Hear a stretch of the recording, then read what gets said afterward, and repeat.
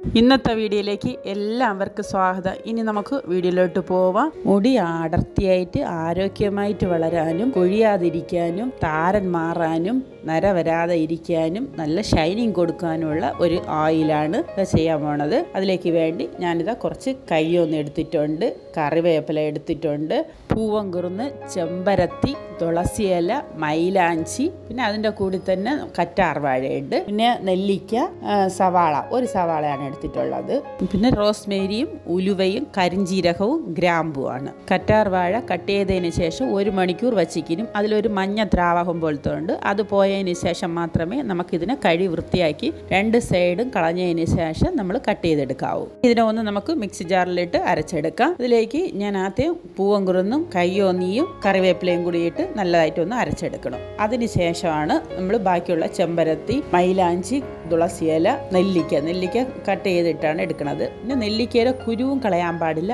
അതിനെ ഒന്ന് നമ്മൾ കല്ലിൽ വെച്ച് ഒന്ന് ചതച്ചെടുത്തതിന് ശേഷം ഇതിൻ്റെ കൂട്ടത്തിയിട്ട് തന്നെ അരച്ചെടുക്കണം. ഇതിൻ്റെ കൂടി 2 സ്പൂണ് റോസ്മേരി അതും കൂടിയിട്ടാണ് ഇത് ഫൈനായിട്ട് ഒന്ന് അരച്ചെടുക്കണം. നമ്മൾ അരച്ചെടുക്കുന്നത് വെള്ളം ഒഴിച്ചല്ല അരച്ചെടുക്കുന്നത്, എണ്ണ ഒഴിച്ചാണ് അരച്ചെടുക്കുന്നത്. എല്ലാം നല്ല പേസ്റ്റായിട്ട് അരച്ചെടുത്തിട്ടുണ്ട്. ഇനി ഒരു ചീനച്ചട്ടി വെച്ച് കൊടുക്കാം. ചീനച്ചട്ടി ആയാലും പാനായാലും വെച്ച് കൊടുക്കാം.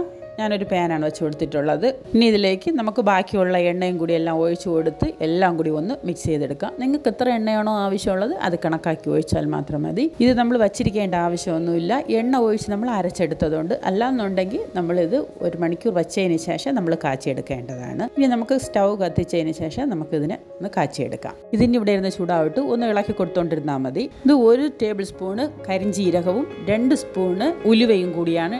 അതിൻ്റെ കൂടി കുറച്ച് ഗ്രാമ്പും കൂടിയിട്ട് പൊടിച്ചെടുക്കാനാണ് പോണത്.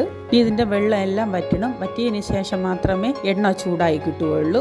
വെള്ളം എല്ലാം കുറേശ്ശെ വറ്റി വന്നിട്ടുണ്ട്. ഇനി ഇത് എണ്ണ ചൂടായി വരാൻ തുടങ്ങിയിട്ടുണ്ട്. ഇനി നമ്മൾ പൊടിച്ചു വെച്ചിട്ടുള്ള ആ പൊടിയെ ഇതിലേക്ക് ഇട്ട് കൊടുക്കാം. ഇട്ട് കൊടുത്ത് ഞാൻ അതിൻ്റെ കൂടി കുറച്ച് കുരുമുളകും കൂടി ചതച്ചിട്ട് കൊടുക്കണം. ചുക്കുപൊടിയും കൂടി ഇട്ട് കൊടുക്കും. ഇത് തലനീരിറക്കാൻ വരാതിരിക്കാൻ വേണ്ടിയാണ്. ഇത് മണൽ പരുവാണ്. നമ്മൾ അതിൽ നിന്ന് കുറച്ചെടുത്ത് നമ്മൾ കൈ കൊണ്ട് ഇങ്ങനെ ഒന്ന് നിരടി നോക്കുമ്പോൾ അത് മണൽ പോലെ ഇരിക്കും. അതാണ് മണൽ പരുവം എന്ന് പറയുന്നത്. നമുക്ക് ഓഫ് ചെയ്ത് വയ്ക്കാം. ഇതിങ്ങനെ വെച്ചിക്കാൻ പാടില്ല. ഇതിനെ വേറൊരു പാത്രത്തിലോട്ട് മാറ്റി കൊടുക്കണം. അല്ലെങ്കിൽ ഇതിങ്ങനെ ഇരുന്ന് എണ്ണയെല്ലാം കുടിച്ചു പോകും. ഇത് ഒരു തുണിയിൽ നമ്മൾ കിഴി കെട്ടി ഇതിനെ നല്ലതുപോലെ ഒന്ന് പിഴിഞ്ഞെടുത്താൽ മതി. അതൊന്നും ഞാൻ കാണിച്ചിട്ടില്ല. കാണിച്ചു കഴിഞ്ഞാൽ വീഡിയോ ഭയങ്കര ലെന്തായി പോകും. അതുകൊണ്ടാണ്. ഇത് തണുത്തതിന് ശേഷം നമുക്കിതിനെ ബോട്ടിലിലോട്ട് മാറ്റാം. ഇത് നല്ല എണ്ണയാണ്. പറ്റുന്നുണ്ടെങ്കിൽ ഒന്ന് ചെയ്ത് നോക്കുക. ഇനി അടുത്ത വീഡിയോയിലോട്ട് കാണാം. Bye bye.